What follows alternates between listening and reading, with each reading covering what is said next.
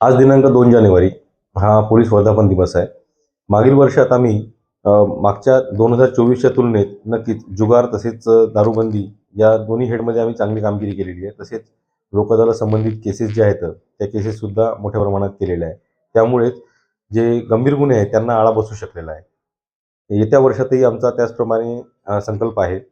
दुसरं म्हणजे पोलीस वर्धापन दिनानिमित्त आम्ही शालेय विद्यार्थ्यांच्या पोलीस स्टेशनला भेटींचे आयोजन केलेले आहे. त्या दरम्यान पोलीस आणि जनता यांच्यातील दरी कमी व्हावी आणि त्यांचा सुसंवाद वाढावा, जेणेकरून पोलिसांची निर्मिती कशासाठी झालेली आहे, पोलीस यंत्रणा काय काम करते, ती न्यायालयाच्या वतीनं कामकाज करते, पोलीस स्टेशनला गुन्हा कशाप्रकारे दाखल होतो, गुन्हा दाखल झाल्यानंतर प्रक्रिया कशी आहे, त्यानंतर न्यायालयात प्रकरण दाखल करण्यात येते आणि न्यायालयीन कारवाईनंतर निकाल देण्यात येतो.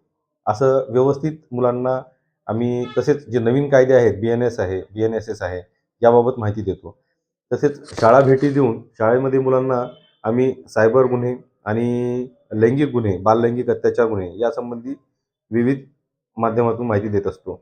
त्याकरिता आम्ही काही बुकलेट्स छापलेले आहेत, म्हणजे आमच्या आयुक्तालयातून. त्या माध्यमातून आम्ही विद्यार्थी तसेच शिक्षक यांना संबंधित विषयाची माहिती देत असतो.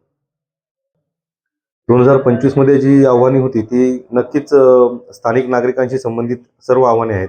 कारण कोणताही अवैध धंदा किंवा अवैध वस्तू आपल्या इथे आपल्या सहकार्याशिवाय चालू शकत नाही. त्याकरिता आम्ही लोकजागृती करत आहोत. विद्यार्थ्यांप्रमाणेच आम्ही नागरिकांच्या सुद्धा कॉर्नर मीटिंग वगैरे घेऊन त्यांना आम्ही समजावून सांगत आहोत. व्यसनांचे दुष्परिणाम कसे आहेत, त्यामुळे आपली आर्थिक दैनावस्था होते. त्याशिवाय कुटुंबाकडे दुरावस्था होते आणि स्वतःच्या शरीरावर सुद्धा त्याचा वाईट परिणाम होतो. याबाबत आम्ही लोकांना समजावून सांगून म्हणजे कारवाया तर करणारच, त्याबरोबर लोकांमध्ये सुद्धा आम्ही एक माहिती देणार आहे, जनजागृती करणार आहे.